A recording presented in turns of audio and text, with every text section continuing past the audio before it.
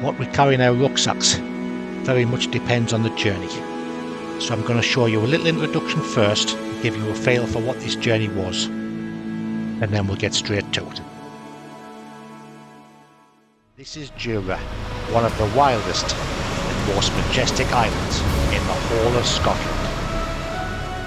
So it was the perfect location for our final journey together.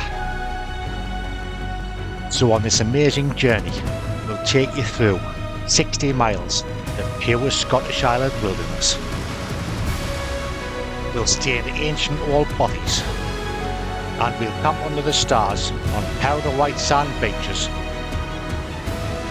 and experience sunset after sunset to die for. So this isn't just a trek round Jura, it's also a heartfelt tribute to my little lad. He's 11-year-old. It's absolutely magnificent.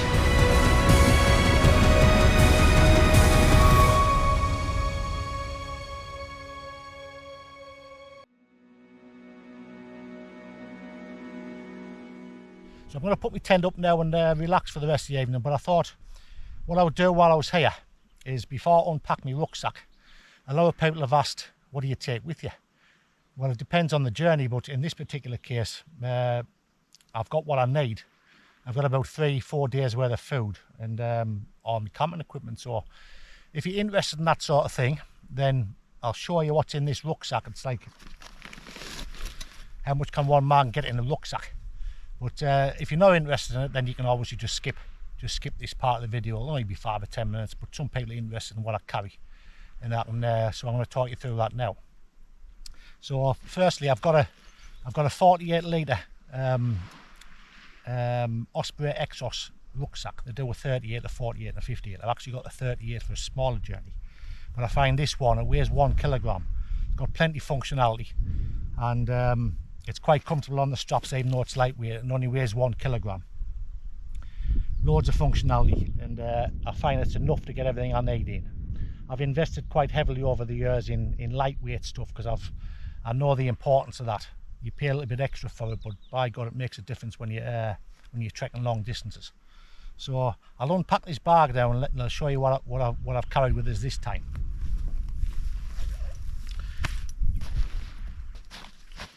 So in the top of the rucksack, I've got a big dry bag. It's actually made out of Dyneema, the same as my tent. And this is a huge dry bag, and I always take this with us, and I keep all my food in here. So everything I carry, dehydrated stuff, it's in there. That's 3 days worth of food in there, and there's plenty of it as well. So a dry bag's excellent for that sort of stuff. So I've got that. I've also got, which is extremely important, I've just been using it there when I've just been filming. It's a solar panel, and it unwraps right out. It's actually huge, this thing, and that allows us to charge up all my electronics equipment I've got. I've also got a power bank as well, but they're great. They're quite a weight, but when you're doing films like this, you need plenty of footage. The last thing you want to do is to get and run out of battery power. So I'm prepared to carry that weight. It weighs about, it's about a kilogram, 1.2 or something like that. So yeah, that's come in valuable as well for these sort of journeys. I've also got another little, all Dyneema dry bags I've got. They're the lightest weight you can get. I paid quite a bit of money for these, but I know dry bags are not heavy, but these Dyneema ones are excellent. And inside here I've got various leads and actually fully charged our power bank as well. So again, for my electronics, which is important to us. It's actually a lot of my weight, that. Then in here I've got a drone. So it's a little Mini 2 drone, which is the lightest drone you can get. And inside there I've got 6 sets of batteries, a drone and the controller. So they're all fully charged up as well. I've just flown it there, and I've just charged the other one up with that power bank. I've got a little charger for my GoPro batteries, and also if I really wanted later on, I've got a little MP3 and a little speaker system. I might put that on later on and enjoy a bit of music. So that's my drone, so that's all my electronics, and that's all my food, and that's quite a large part, of course, the GoPro I'm filming with. So inside here I've got just a normal fleece, that's all I carry, just one fleece. I've also got a standard small lightweight puffer jacket, that comes in handy if it gets a bit nippy, so I've got that, and I've got that in terms of thermals, and of course I can use me quilt as well if I really get cold. I've got a billy can in here, titanium billy can with a little sponge, that's in there, and that's a handy one because you can both you can cook it like that, or you can hang it over the fire if you need to.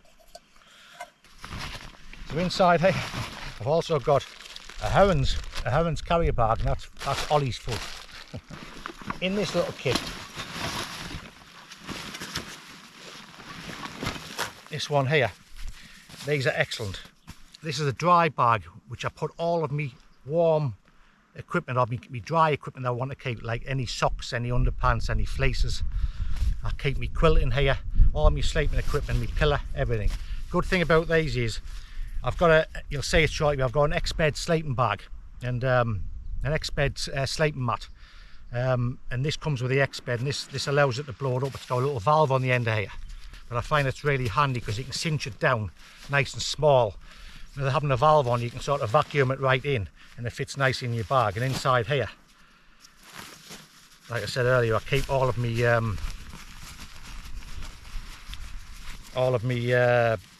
warm stuff in there, all of my sleeping equipment. So I'll just get that out and show you what I've got. So in here, Thermarest quilt, weighs about 500 grams, warm as toast for this sort of weather, that's what I use. I have that, and I also have a little very lightweight silk sleeping bag liner. That just keeps your sleeping bag clean and tidy. One pair of underpants, I'll not dwell on them too much. A little blow up Namor pillow, that's excellent as well, gives you a good night's sleep. And then, as I mentioned earlier, I've got this Signmark Technology X-bed. This is supposed to be the warmest, driest, the warmest and lightest sleeping mats you can get, and I find it really excellent. It's the second one I've had. So that's what's in there. That's out of the bag. I've got a pair of Crocs, yeah, for obvious reasons, so I can get my boots off tonight and have a bit of water on the beach and clamber on any rocks and maybe go for a swim or something. Saves cutting your feet. I've got them. I haven't actually brought any gas or a stove this time. I thought it's going to be nice and dry, so I brought a Kettle. And the Kettle, they're excellent devices, but you're sort of self-supported with it. Inside here, it's essentially a water boiler. You'll see that working shortly. I'll be demonstrating that later on at some point. But you basically you fill this little base up here. That little base, you fill that with sticks. It's got a little hole in there, a couple of holes in there to feed it, and you put that on top of the fire. And it's got a chimney inside of it, and it's got a little whistle on the side, and a little pourer, and a little chain to get a hold of it so you can tip it and pour it. And when you light your sticks, it acts as like a chimney, and there's a water vessel inside here, and basically the chimney coming up through the middle, that heats the water up. Pretty efficient, and it saves the fact that you haven't got to carry any gas with you either. So that's handy. To go alongside that, I've paid for, this is an accessory, when I find it. This is an accessory, this is called a Hobo stove, and that goes on top of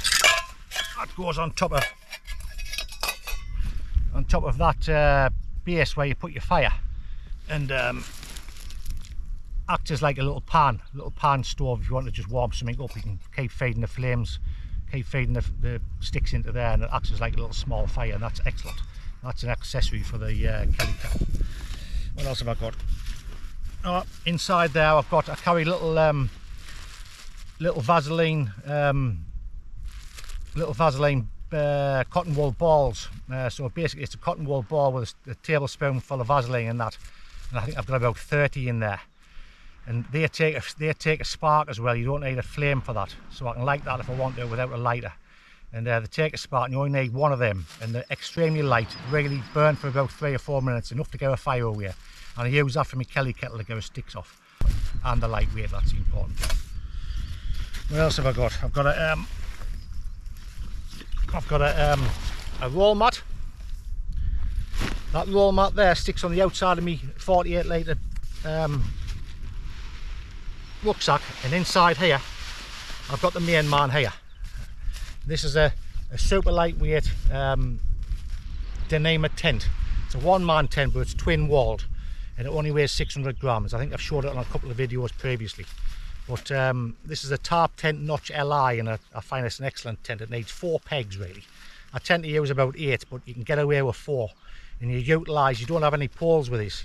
You utilise your walking sticks, and that acts as the stiffeners for the actual tent. I'll show you that later on. But inside here I've got about 12 pegs, and I purchased some super lightweight pegs as well. Tarptent give you some lightweight ones, but I actually purchased some they're made of carbon fibre, me pegs, and you might not think that's much, but when you're carrying for miles and miles and miles, carrying steel pegs, aluminium pegs, adds about another 10-15 grams per peg, so it all adds up. So they're inside there as well.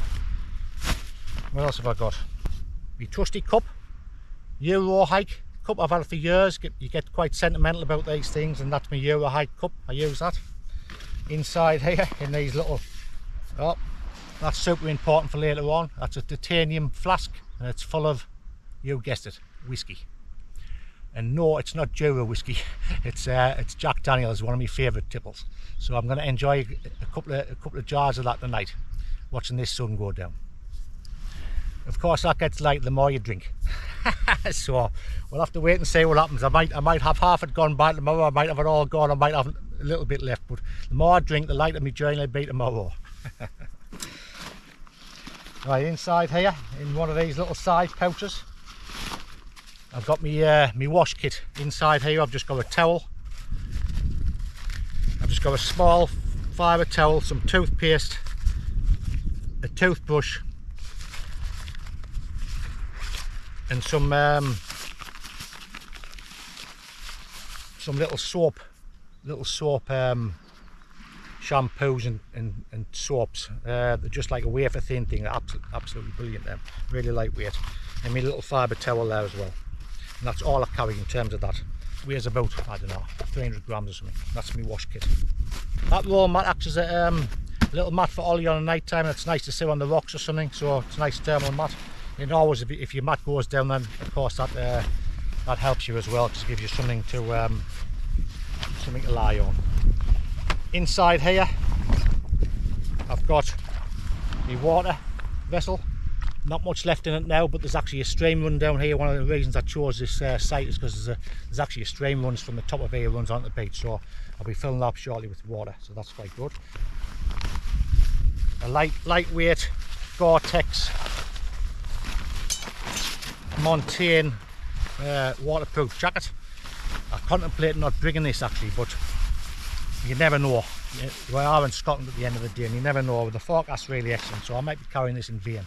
And that's about it, barring what's in the top.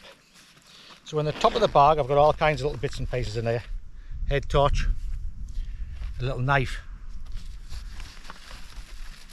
got a water filter kit for when I'm getting water out of the streams, in case there's any deer or something being dead in any kind of animals in the streams. You could potentially give yourself some problems. So this is a water filter I use. I always use that. I've got a little plastic spoon, spork, some fantastic Tui balms. I got that in New Zealand when I was there, and it's an excellent mosquito midge repellent. They use it down in New Zealand, made locally for the sandflies that's down there, and I've had that a couple of years, and I find that excellent when you're in Scotland. I have a buff, keeps the midges off, keeps the sun off, all round, good in all kinds of weathers. If it's windy, handy for that as well. I have a little hat, a little sun hat, if I need to use that, and that keeps that helps us to keep the midges off. when I go inside here, I've got a foil blanket just for emergencies, and inside here some sweets. Inside this little pocket I've got a little Dyneema bag first aid kit. Obviously you needed that if you have any blisters, or you get a plaster, or you get a cut, or headaches, or Vaseline and stuff like that in there as well, and paracetamol, all the usual sort of stuff. Toilet paper, essentially in Scotland, mosquito net. That goes lovely with this hat, just keeps it off your face, brilliant. And then I've got a little sparker. I've got a lighter with us as well, but sometimes it's nice to use a little sparker just for nostalgia reasons. And that's a bit about it. And there's one more thing I've missed, which is absolutely essential. A lot of people come wild camping and they don't respect the land very much. And you walk about and you see people's faces all over the place, and old toilet paper lying where they've been going to the usual spots when they go wild camping. And I always carry a little plastic trowel with me, and I try and dig as deep a hole as I possibly can. So I call that my toilet, and you need one of them when you're out wild camping. And it's only lightweight, and wrapped around that on the handle I've got some duct tape. You never know, duct tape's a really versatile, useful piece of kit. So I wrap that around the handle, doesn't take any space up, and it's there if I need it, if I want to join something together. So that's quite handy. And that's about it. I'm going to put my tent and stuff up now and get myself settled, take my boots off, get all my kit together, have a bit bite to eat. I might catch you later on, I might not, but certainly I'll be taking some nice footage of this fantastic place. And if not, I'll catch you in the morning.